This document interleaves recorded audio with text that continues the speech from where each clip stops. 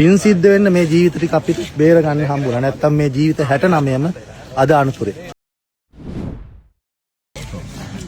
මේ මගේ වම් අත පැත්තෙන් තියෙන බස් රථය තමයි එදා මහා ව්‍යසනයක් ඇති කරපු බස් රථය.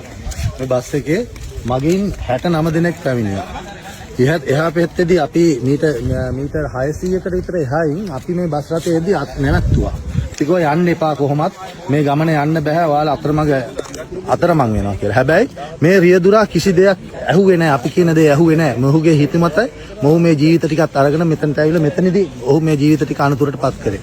නාවික හමුදාවට ශ්‍රී ලංකා ත්‍රිවිධ හමුදාවේ පොලිසියට පින් සිද්ධ වෙන්න මේ ජීවිත ටික අපිට බේර ගන්න හම්බුණා. නැත්තම් මේ ජීවිත 69ම අද අනුතරේ.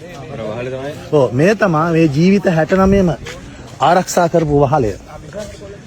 මේ කතාවක් කියන්නේ. ඔව් අරන්ගත්ත දාපු. ඔව් ඊට පස්සේ නාවික හමුදාවේ බෝට්ටුවක් ඇවිල්ලා මේ බස් රථයේ හිටපු සියලු දෙනාම මේ වහලට නැග්ගුවා. ඔවුන් අරගෙන ඔවුන්ගේ ජීවිත 48ක කාලයක් වඩා කාලයක් ආරක්ෂා කරලා නේවි එක යුද හමුදාව ත්‍රිවිධ හමුදාව පොලිසිය සියලු දෙනාම එකතු වෙලා තමයි මේ ජීවිත ටික ඔවුන්ගේ ජීවිත ගැන හිතන්නේ නැතුව තමයි කටයුතු කරලා මේ ජීවිත ටික බේරගත්තේ. අර වහල් තමයි වටේ ඇදලා හිටියේ. ඔව් මේ වහල තමයි. 69ක් බේරගත්ත වහල්.